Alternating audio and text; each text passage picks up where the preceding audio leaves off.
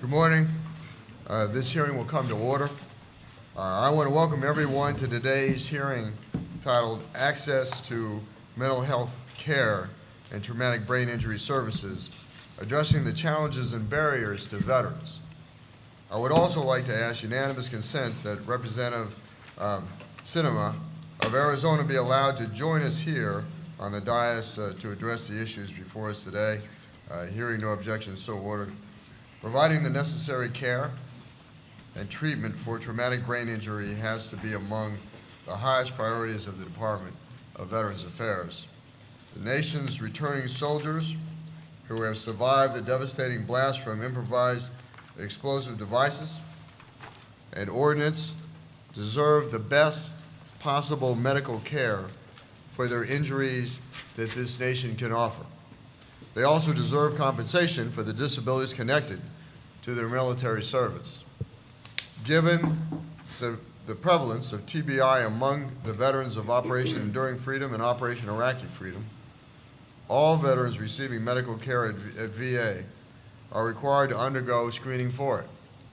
According to the Defense Centers of Excellence for Psychological Health and Traumatic Brain Injury, more than 287,000 service members have sustained traumatic brain injury between 2000 and the third quarter of 2013.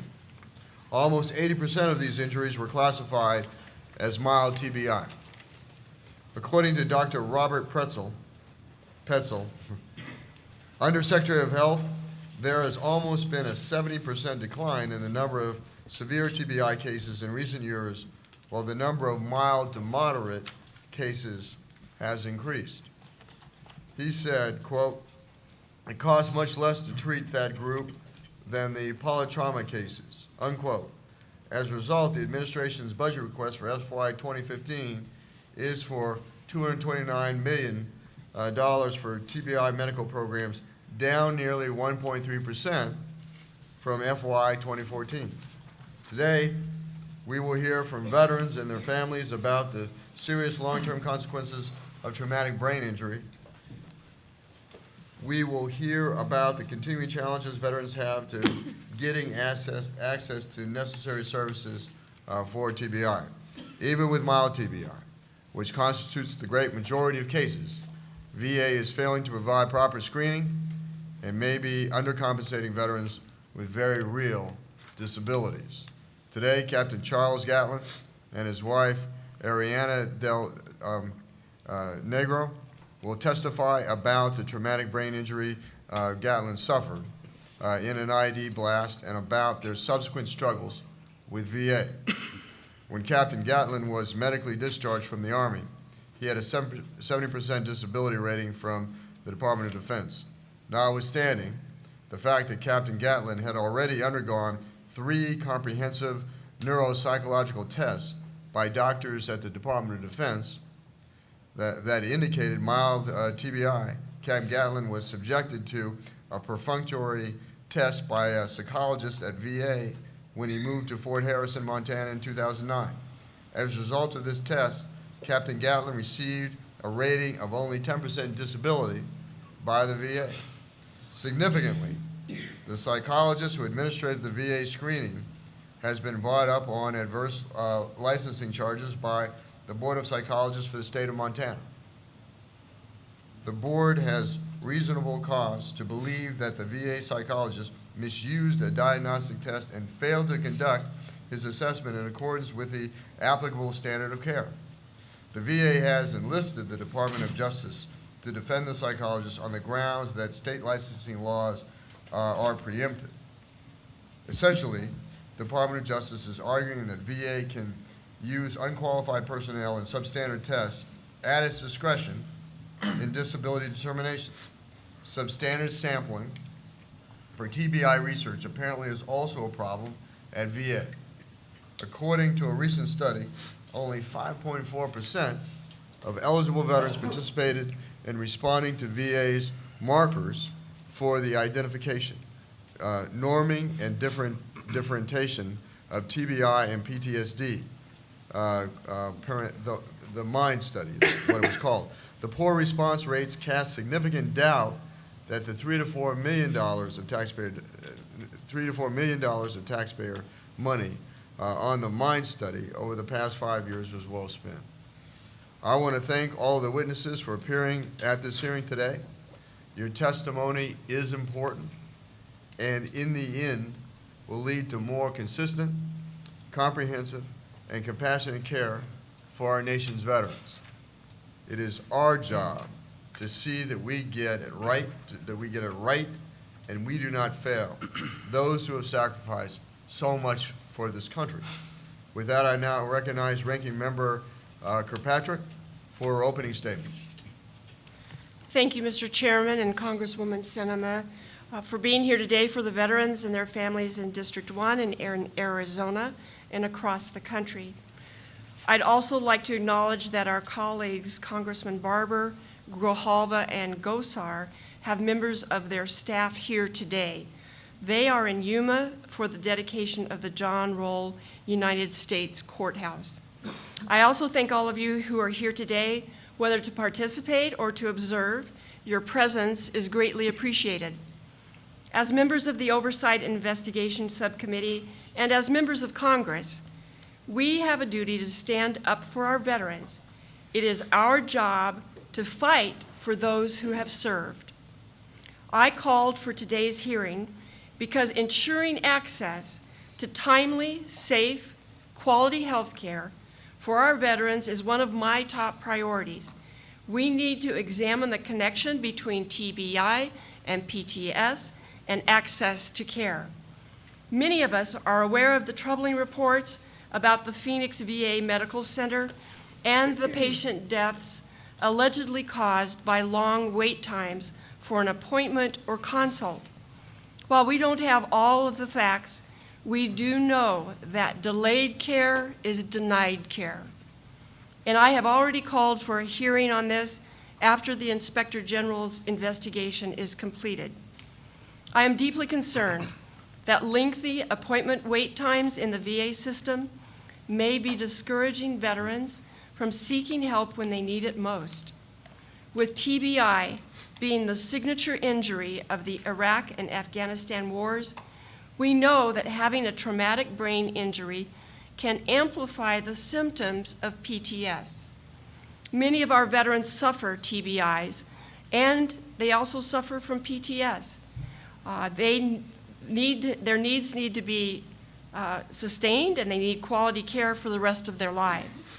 In Arizona, many of these veterans live in rural areas, including our Native American veterans.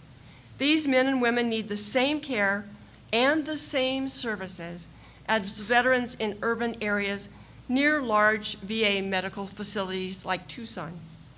The VA healthcare system must be able to provide timely, high-quality care to the veterans who are already in the VA system and be ready for the expected increase in the number of veterans who will soon become part of the VA system. This hearing will focus on how VA is addressing the needs of our veterans who have sustained traumatic brain injuries and suffer from mental health conditions. From this hearing, I hope to identify where improvements by the VA are needed and to identify some best practices and resources to care for our veterans. I hope this feedback can help break down barriers for access to mental health services. The Tucson VA is one of 23 polytrauma network sites, and I look forward to hearing from our panelists from the Southern Arizona VA Medical Health System on how they are providing treatment for our veterans with TBI and PTS. I also want to thank our first panel for sharing your stories with us. I know it must be difficult, but hearing from you allows me and this subcommittee to better understand the challenges and barriers to proper care. I, along with the subcommittee, continue to hear stories of many struggles veterans face when trying to access VA mental health and TBI services. Whether it is a delay in care, a denial of care, or care is just not available, frustration with the system may lead to the veteran foregoing needed care altogether, which is unacceptable and can lead to crisis. I look forward to hearing from our panelists today and have a productive discussion on these very important issues. Thank you, Mr. Chairman. I yield back. Thank you, Ranking Member Kirkpatrick. With that, we have the first panel at the witness table.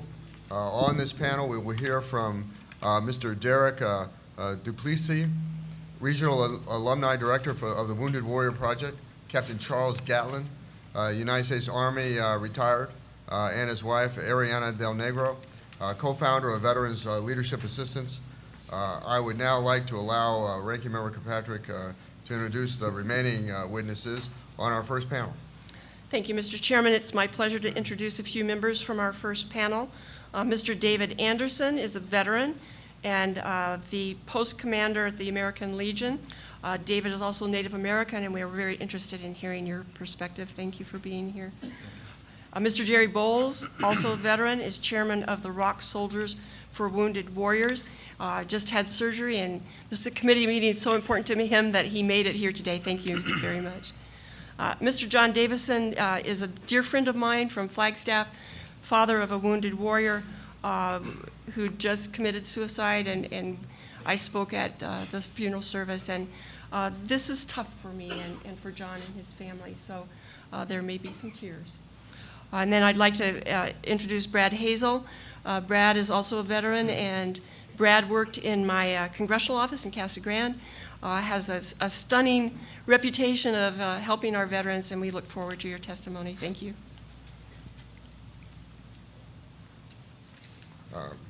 Each of your complete written statements will be made part of the hearing record. Mr. Duplessis, you are now recognized for 5 minutes. Chairman Kaufman and Ranking Member Kirkpatrick, thank you for inviting Wounded Warrior Project to testify on behalf of both a professional and personal concern for me.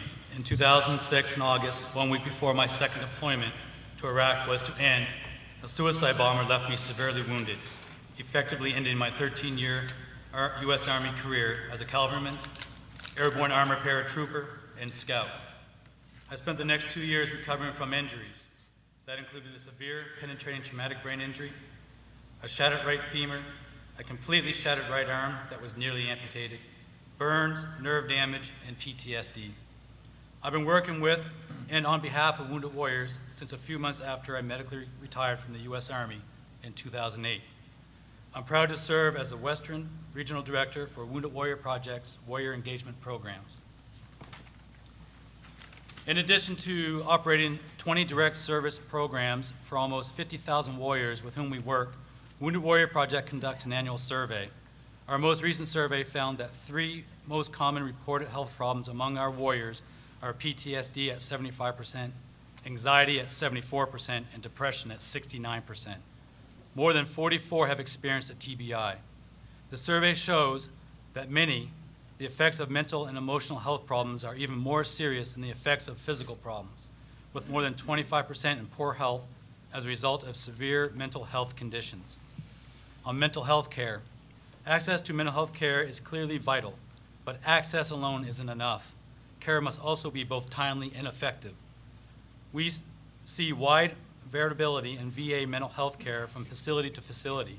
My own experience at the Tucson VA has been very positive, but many other facilities still seem to lack enough mental health staff despite VAs adding some 1,300 new mental health professionals. VA has also put in new emphasis on scheduling initial mental health appointments within 14 days. But there's also a big difference between being seen for an initial assessment and actually starting treatment, which may occur for weeks or months, leaving some veterans feeling desperate.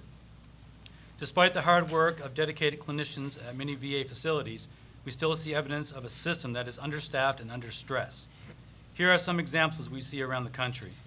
Veterans who need individual therapy are frequently being pushed into group therapy or taking the group option because the wait time for individual treatment is too long. Some rural VA clinics are placing veterans who have depression or anxiety on waiting lists or not providing them treatment at all to give priority to those with combat-related PTSD. Large number of warriors are reaching out to our organization for help in finding mental health treatment options because of VA timelessness issues. VA facilities can seldom provide treatment proactively as needed, and instead can only react when the veteran's condition deteriorates to a point of crisis. And as we learned from a recent survey, of those who sought VA care for military sexual trauma-related condition, 49% reported difficulty assessing that care. We don't suggest that these are simple problems, but it's not good enough to say that the VA is seeing high percentage of veterans when treatment is often sporadic or limited to providing medications. Access to timely, effective treatment should be the norm, not simply a distant goal. Regarding traumatic brain injury, we are particularly concerned of VA's failure to implement bipartisan legislation Congress enacted in 2012. That law was aimed at providing long-term rehabilitation of veterans with TBI, and it calls for VA to apply a new model of TBI rehabilitation. Under the law, rehab services are not to be cut off based on or the view that the patient has plateaued. The law also directs VA to provide any community-based services or support that might contribute to maximizing the veteran's independence. The point is that rehab services should not end when the veteran returns home. For many, the rehab journey only starts then. But we see no evidence that the VA has implemented this law or that it had any effect on VA practice. It remains common for warriors to have TBI rehab services discontinued after a set number of treatment sessions or based on the view that the warrior has plateaued. And families report they are left to their own devices to continue the warrior's rehabilitation. The upshot is that 25% are paying out-of-pocket services VA is not providing. 1/4 of those pay more than $300 monthly out-of-pocket to provide rehabilitative services. Wounded Warrior Project is not just complaining. We have established a program of our own, providing 140 warriors with severe TBI, the very kind of community support VA should be providing. We'll be expanding the program to help more warriors, but we also want VA to implement the TBI law and urge the subcommittee to press that point back in DC. Finally, we look forward to working with you here in Arizona and the nation's capital to improve the care of veterans with mental health needs and those with the TBI. In the Army, we were always taught to have faith in our equipment. My helmet here today testifies that faith. If I was not wearing this helmet, I would not be here today. We now put our faith as warriors and veterans in you, the government, and the VA. Thank you. Thank you, Mr. Duplessis, and thank you so much for your service. I come from a Colorado military family, congressman from Colorado, and my father was World War II Korea. I was first Gulf War and Iraq War. Thank you. So,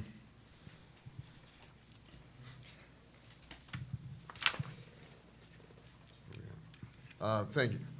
Ms. Del Negro and Captain Gatlin, you are now recognized for 5 minutes. Thank you. Mr. Chairman, Ranking Member Kirkpatrick. My name is Ariana Del Negro, and my husband, Captain Char Gatlin, and I would like to formally submit our written testimony for the record. We're here today to voice our profound concerns regarding the VA's handling of CMP claims for residuals of traumatic brain injury and unethical practices not only at the Fort Harrison VA in Helena, Montana, but potentially across all VA systems. The consequences are far-reaching. The emotional, physical, and financial tolls placed upon the veterans and their families in seeking to right wrongs in the system is unacceptable and warrants immediate corrective action. As Chairman Kaufman mentioned, my husband, who was the Scout Recon, who's the PL for Scout Recon platoon, was retired from the Army in 2009, having received a 70% rating for his traumatic brain injury. In stark contrast, at the Montana VA, he was given a 10%. The discrepancy between the DoD's rating and the VA's rating and the failure accountability of the latter are the basis of our concerns with the VA. The lower rating assigned was a consequence of the fact that the examiner, a clinical psychologist, was not licensed to conduct neuropsychological testing. The test he used was a screening measure for dementia, not TBI, and he misinterpreted the results, thus providing CMP raters medically inaccurate information for which to base their disability rating. As my husband will attest to next, our efforts to rectify the straightforward matter have been met with hostility and stonewalling from weak leadership. What will it take for a system to be held accountable where the interests of the veterans are placed before the bureaucracy of the system? Third stands as a Ranger Creed. Never shall I fail my comrades. I will keep myself mentally alert, physically strong, and morally straight, and I will shoulder more than my share of the task, whatever it may be, 100% and then some. The VA needs to learn that. Good afternoon, Honorable Chairman and Ranking Member Kirkpatrick. My name is Captain Charles Gatlin, and I thank you very much for the opportunity to participate and discuss an epidemic of dynamic proportions that is manifesting within my state of Montana, the increasingly dysfunctional nature and competence of the Fort Harrison VHA and VBA. I would like to submit my oral testimony annotating my unequivocal level of frustration with the fraud, waste, and abuse with respect to TBI systems operation and associated personal and professional misconduct within the Montana VA. The VA in Montana is experiencing problems with respect to accountability and patient care. While I realize that no one system is perfect, at what point do senior echelon staff and officials choose to ignore and even mitigate major concerns brought to their attention by qualified veterans? To neglect these courses of action, which could be construed as the equivalent of fraud, waste, and abuse to the veteran, not only cost the American taxpayer a tidy sum, but place an additional social and emotional burden on our nation's returning wounded, their families, and particularly those with varying levels of TBI and other injuries. Montana has a very challenging geography that already makes sustained access to care difficult. But to compound these issues with gross incompetence, neglect, and cutting corners is a tremendous disservice to our veterans perpetrated by staff at Fort Harrison and other regional offices. Ladies and gentlemen, this needs to be corrected, and this needs to be corrected immediately. To bring attention to the severity and potential criminal nature of these acts, I will briefly highlight several observations within the Montana, Salt Lake, Denver VA offices and how their collusive interactions have led me to be sitting here before you today. Within the Montana VA, physicians are knowingly operating outside the scope of their licenses, which results in the intentional and systematic lowering of the quality care and disability ratings. As an example, one such clinician, Robert J. Bettine, PhD, made clinical conclusions outside the scope of his expertise. In the eyes of the VA, this is acceptable. However, he was found in violation of several tenets of his license by his peers at the Montana State Board of Psychologists. When Dr. Trina Bondi, the medical chief of staff, was approached with this subjective and factual information along with a request for formal and informal reviews, the veteran, myself, was referred to a VA attorney. I ask you, is this how we treat wounded vets? Substandard care and the argument that the VA is immune to state oversight, ethics, and administrative policies? Sadly, this type of behavior and disregard for patients and veterans are common occurrences within the Fort Harrison system. When veterans must be proactive and seek administrative recourse to correct injustices, they are ignored and told they are attacking the VA. When I ask to see an MD to administer a proper diagnosis, why am I referred to a VA regional counsel, Jeff Stacy? When veterans seek recourse through varying levels of leadership and appointed directorships such as Willie Clark and John Skelly, why are they referred to legal counsel? All of which, I might add, are in direct violation of internal VA policy, federal code, and rules set forth by the Office of Regulation and Policy Management. When I speak with regional counsel to seek clarification and get a conference call between the VBA and the VHA to sort of figure out what's going on, I'm told that I'm disingenuous and faking my injury. Is this how the system operates? For all intents and purposes, I have just outlined fraud, waste, and abuse on individual level there, and there remains to be no accountability. I bring this up in hope of clarifying my position with this epidemic that's going on. Now consider this, and I'll be very brief. Montana has the second highest VA population in the United States, roughly 10%. Couple that with a very unique population distribution and challenging geography, and you'll see why the transparency and accountability with respect to resources and care become evident. Thank you, Honorable Chairman, and esteemed members of the committee, for the opportunity to speak on behalf of not only servicemen and women in uniform, but retirees, honorably discharged vets, concerned citizens, and mostly especially caregivers. Thank you for your time. Thank you both, and Captain Gatlin, thank you again for your service.